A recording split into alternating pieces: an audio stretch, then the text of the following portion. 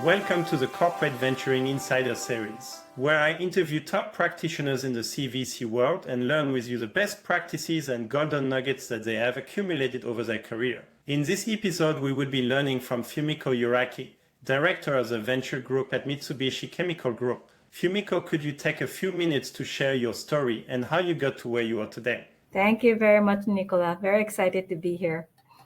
I started my kind of background career as researcher, and at that time that I was started as a molecular genetic researcher. I'm bio background, but when I joined company that I start with a chemical company. During my working life, I have been in this whole time in the chemical industry. And when I joined a chemical company called BASF, it's a German chemical company, then I started as not as researcher, but I started as sales. There are several reasons for that, but the reason is simple that I was employed as a researcher, but soon after that, BASF sold this pharma business. So I had no place to go, so I started as sales, and I jumped into electronic industry as a salesperson. And then I changed to commodity sales, and then I changed to pharmaceutical, selling chemicals, chemistry into those three different markets. So that was quite a big change because I wanted to start be a researcher for my whole life, but I started sales and then I started new business development in different industries, and that became my backbone as my career. Then after 7-8 years in the sales position, I turned into corporate strategy group of BASF Japan, and then I met with BASF Venture Capital. At that time, BASF Venture Capital was already 10 years old or so. BASF Venture Capital, I think, started 2001. And when I met that, it was 2008. It's 7 years old. And at that time, there is no Japan or Korea representative. So I started as a Japan representative of BASF Venture Capital because I thought it can be a very interesting field. I didn't know anything about CVC, but it just sounds very interesting. In 2008, just after this Lehman shock thing, so many CVC was closing down CVC. That's where my career as CVC started. And then I worked for BASF Venture Capital for 6 years and then turned into a new business development job called BASF New Business. And that was a place to make a new business in a white space outside of the BASF business unit activity. And there I also worked in Japan, but also in Silicon Valley, creating new business. And creating new business in white space means that you work with startups. So my network in the BASF Venture Capital worked very well in developing several projects. And then when I come back to Japan, there is some incident that I met with Mitsubishi Chemical, who is really going to start CVC and looking for somebody who has some experience in chemical field, but also doing CVC. So I decided to move into Mitsubishi Chemical. It was 2016 at that time, and then set up or established the corporate venture arm and activity in this company. And since then, I'm leading this activity. So it was a kind of long journey until here. Very nice, thank you. And I will be asking how you started it and the design decisions you made, but let's double click on your early start, which is a researcher. Mm-hmm. And there's a lot of discipline to venture capital, which is similar to the discipline of a researcher. Mm-hmm. Can you tell us how your early start as a researcher is still mm-hmm. useful today? Yes, sure. So I think actually one of the biggest, or as a motivation to work as CVC, is that you can meet a lot of new innovation or new technology or new people who's developing those technology. And a love to technology is maybe very strong motivation to continue doing this work. So I feel like starting as researcher and curiosity about technology or innovation is being a very good fuel for my passion into CVC. So that is one thing that as my interest field was broad. So by starting from biology, but also for chemistry and electronics. And so it started as researcher, but broadening up with a lot of field of technology, and always my curiosity as a researcher mindset helped me go through many different kind of innovation. So I think maybe one thing about interest, but also about discipline, how to evaluate technology, how to also have a touch of what is the stage of the development, what is the risk associated with that, also what is being the challenge from technology to like to go to start doing some POC and then go to the larger scale and then go to the market. So you also can have a sense of like a risk, challenges in an early stage as a academic background, but then also as a business experience, you have some sense or touch about what's going to be the risk and challenge in the later stage. So I think like combination of having those kind of experience as a business life or academic life will always help as a life of CVC. Very nice, very nice. And then you were chosen to join BSF CVC, which was going on for 7 years. So maybe you could share a little story about how did you find out, or how did they find you? How did you get selected? Because many people in the audience are probably wondering, these companies, they have a CVC, I wish to join. What was your Yes. story? Yes. So I think currently many people know about CVC, and that's maybe for many people it's a very already established and interesting job. But at the time of 2008, I think nobody know about CVC in BSF Japan. So when it come that okay, BSF Venture Capital is looking for a person in Japan who can handle that as a Japan rep, actually nobody raised hand. Most of the people at that time in Japan think that startup is a little bit more risky, like doing something quite different. It's a people who is different from us. And so I think many people is like not raising hand, thinking that's something like bring their career path to something not really in the mainstream. So if you're in the business, you want to climb up a certain ladder. And I think CVC is not the career path that lead to the leadership or management or so. So for many people, I think it's a thing that bring you to a side path. So nobody was raising hand, and it's actually that they're looking for, I think, several months. And because it first come to the president office and I was in the president office, I was also looking around for people, but then at last I thought that why not I raise hand? That was easy for me to catch that job. Maybe it stopped.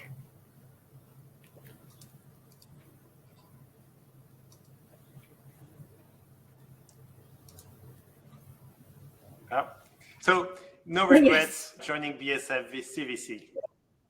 No regrets. Very Yes. nice. No regrets. So tell me about the first year, because that was Mhm. so new. No one in Japan could tell you about it. What it is that surprised you, and what did you learn from your first year? Yes. At that time also I didn't know anything about startup. So I was only working with large company in Japan, electronics, pharma or commodity. It was all like established large corporates. And then I start going to the startup at that time. And I start to meet people I never met before. So the entrepreneurship in Japan at that time, I think was also very unique. And I see many people that who is really great in technology, but maybe not so kind of personality can fit into the startup. So yeah, I start to meet a lot of interesting people, and that was broadening my eyes that the world is full of like many interesting people I never met, broadening my kind of perception about how those like the new business is started, and also how those people that is incubating things to make a new innovation. But it's a very different kind of people that I thought at the beginning. And I think every startup have a different thesis, different technology, and everybody want to change the world. And I don't know, but in corporate world you don't meet those kind of people every day. So Yes. that was really fascinating. Earlier, you mentioned you love technology. And clearly, you were meeting entrepreneurs in Japan who love technology. How do you avoid this becoming too strong a bias where you fall in love with the technology, but you still need to assess the full startup potential? I think I did several mistakes there, and I learned from that. There are several technology I think I fall in love. It was so fascinating. It seemed like changing breakthrough. A lot of challenges it lie there, but many times the success of startup is not only technology. It's about, of course, the management. It's about the timing. It's about the market. It's about many other things. Also, like the funding environment. So I think there's several deals that I fall in love with technology, but as a company, they failed or they didn't go as they planned. So I started to learn very slowly, but that have to have the holistic view. I think you were the perfect candidate for Mitsubishi CVC. So, can you tell us, because you founded it, you were the number one to start it, so you probably had a lot of influence in the design. What type of good decision you made that came your time in BSF CVC? So I think actually there's a lot of things that maybe I copied of BSF Venture Capital. Which is okay. It's Yeah, okay. many thing was already. I think also BSF Venture Capital did a lot of try and error. So there is some pivot in their activity because there's a learning as a CVC going through and to be mature. So I think there's several things that I employ, how to source the deals and also how to make decision. So in many, I think Japanese company at that time, like the independent decision making for startup investment didn't exist. Maybe it exists in some company, but not very common. But that is very critical part that we have to have the independent like decision making system for investment because it have to be fast and it have to be also flexible. So we didn't want it to go to the board meeting or executive meeting of Mitsubishi Chemical because that's a half-year process. So independent decision making, advisory boards, and also how to source the deals and how to evaluate that. So like how to do the due diligence and so on. I think all the things that I carry from the experience of the BSF Venture Capital. But one thing I think I newly invented into Mitsubishi Chemical is that we also have a POC budget to do POC with startup company that we are going to invest or which we already invested into. This is something that BSF Venture Capital, when I was there, didn't have. And it's also sometimes slow down the collaboration or engagement with the business unit because they have different kind of mandate or different speed with between the startup and the business unit. So investment fund we have, but also we prepared a POC fund or pool of money to do POC with startup. So this is something maybe newly created. Okay, I have a lot to unpack, and I will ask about the POC budget, but first, the smart copy and paste from BSF. One is the investment decision to be independent, to be fast, to be flexible. Was it easy to convince Mitsubishi? Because I can imagine Mitsubishi starting a CVC, maybe the board members, the top management, they want to make decisions for investment. So how did you convince? Very good question. It was indeed not so easy. And I think Mitsubishi Chemical already started corporate venture activity by LP investment in 2012. So it's already has some kind of history, but it always is just introducing startup company, try to match with business unit, try to do something, but there's not so many successful cases in the partnership. And of course that we need to have a scheme of investment to really make this activity a mainstream of like innovation making in Mitsubishi Chemical. We had, I think, 2 years of preparation and kind of roadshow to all the kind of management in a higher level, middle management, board member. But I think I was lucky in the sense that first year I have a Japanese boss But in the second year, I have a US American boss, and that person was hired from external as a chief innovation officer. And he came here to really do something new, different approach of making innovation. So under him, there was a digital transformation group and also a venture group. And at that time, venture group didn't do investment, but I think I had a very great supporter to convince all the other management to have a fund to invest. And with like tagging with my boss together, I think we actually succeeded in like starting a smaller fund first. And that was started in 2018. And then we succeed in also building up some successful cases. And after 3 years that we started a much larger fund. So Yeah, step by step, which I think is a very good way for corporate VC. But you talk about fund, which means you probably had funds which allowed for first check and also for follow investments. How did you think about it, and how did you convince that you needed reserve for follow-on investments? follow-on investment is something you have to do. So that was first initial idea that there is a money needed for this much, and like maybe half of it or 60% is used for initial investment, but we always have to reserve follow-on investment. And that is how we can really work in the startup ecosystem, like really align with other investor, align with the startup interest. So when we invest, we will like support until the end. And we really value the reputation because we also see a lot of cases that reputation matter a lot for the CVC activities. We try to get support from our management by putting a lot of example together. And that was a thing that from the initial first fund that we already incorporated. Very nice. And I think it's very important for reputation, but also to support the investment to do better. So one thing I want to unpack, and I'm sure my colleague Gita, our portfolio program manager, is waiting for this. You mentioned you invented this POC budget. I think it's so interesting. I have a sense of what it is, but maybe you can tell how you thought about it, how you convinced to do it, and then we will describe it afterwards. Yes, sure. So I think this is maybe universal problem, but it's a very big problem in when I was making a partnership or engagement project between startup and business unit. There is a budget of yearly budget that more strictly aligned, and they cannot use it for some other purpose which just jump in. So there is maybe very interesting startup.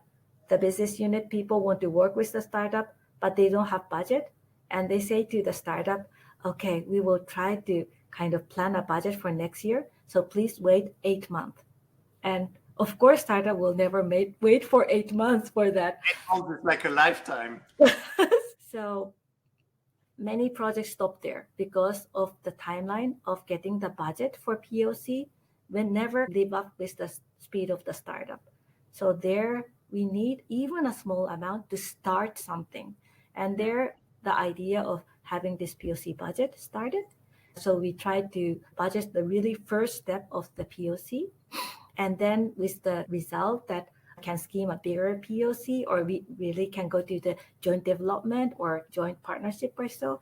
But it's really to really start now than wait for several months. Very nice. And that budget is within the venture group, or you need a champion inside Mitsubishi to say, yes, let's activate the budget? The good thing is that we can decide. And that's the budget we wanted to have. It's not a very big amount, but we don't need anybody's approval. We can decide it that this is something that we need. This is something that we believe in. Then we can actually inject this POC budget. Very nice. And very much recommend that you have a small amount of that, so you can drive the partnership in a like startup speed. Very nice. And this POC budget is once you've decided to invest, or sometimes you do the POC before you decide to invest? We do both. So we sometimes do before investment, or to do investment, you also want to clarify several things. And this also come from this kind of the project failure that I mentioned, that you also want to see that how the technology work or how the things work before the investment when you're not very sure. So we do that beforehand, but we also don't do POC and do investment and then do POC after the investment. So it's very flexible. We do both sides. I think it's a golden nugget because if you do it before investment, you learn so much more about the project and you de-risk your investment. Once you've Exactly. invested, you can use that budget to actually accelerate the partnership. Yes, exactly. Okay, That's this is a very good invention. So I think I'm going to recommend many people to watch this part of the interview. What is a drawback of the POC budget? Can you talk about how many POC in a given 12 months do you do?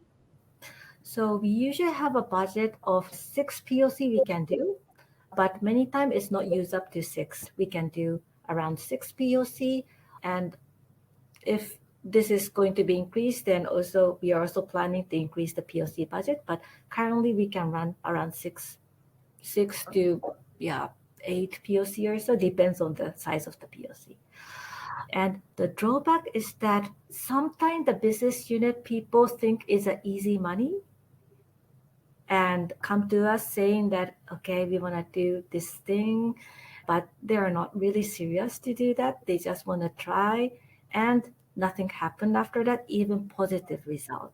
And this is really something we want to avoid, because startup is really expect the POC become positive. There is, okay, the next step of collaboration. Otherwise, it's a disappointment. It's like Yes. you tease and then nothing. Yes, and also we had maybe half like that kind of attitude, and we try to make very sure that business unit having a really serious agenda, and that they're doing this not because it's easy money, but because that they want to accelerate. I see. How do you assess that? How do you make sure there is real intent? That's also a very good question, but like we have champions, and champion is the one that usually like we work together in the more working level. But many project is sometimes in a very still, how to say, stealth mode. So it's not shared to a higher management, or it just come up as a curiosity that they want to try something, but it doesn't have really alignment with the overall strategy.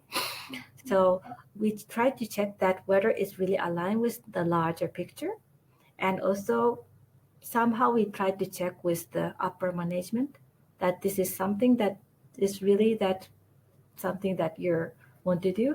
And if we check with several layers, we know that whether this is really a serious project or is more like a spontaneous idea or curiosity based.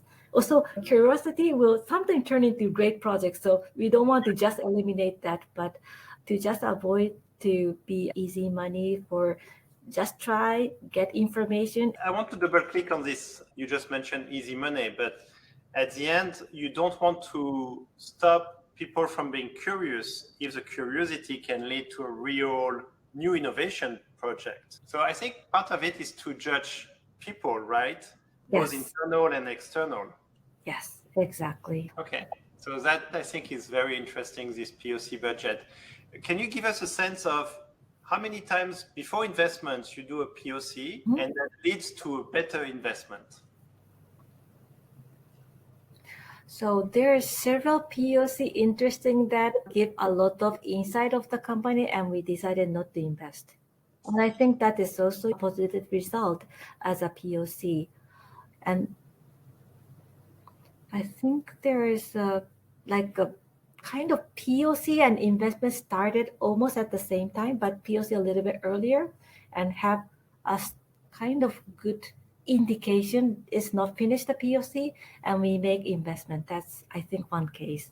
And there is a lot of POC we did after the investment, and I feel that it's really accelerate the partnerships. So I think those POC really worked out well to get also more business unit to be considered as a real option and try to. So it's a golden nugget because you mentioned it and I really like it. This POC budget helps you to decide not to invest. Correct. So for little amount of money, you actually avoid investing a bigger amount of money, which could probably not go anywhere. So this is actually a really good way to avoid wasting good investment money. With 3 minutes left, so I want to give you a chance to talk about what's next for you. What investments are you looking at in the next 12 months? One of our target is to really look into a new innovation to make circular economy or carbon neutral possible. So like we are looking to a bio-based solution, we are looking to recycle, we are looking to all the circular economy, including digital technology like blockchain traceability, LCA, and so on. Another like big pillar is that we are more like building our position as electronic material supplier, but we are not perfect at all, and we are looking for partnership with a startup company in that field. So these two area, carbon neutrality solution, climate change solution, and also electronic like semiconductors and like next generation communications, and those new technology open up our next generation like society is something that we are looking for. It's a very nice range of topics. Fumiko, I really want to thank you for your time today and for being so candid and sharing your journey and sharing the mistakes as well as a really good idea about the POC budget. I think that was one of the golden nuggets of today. So thank you very much, Fumiko. Thank you very much. It was so wonderful to be part of this.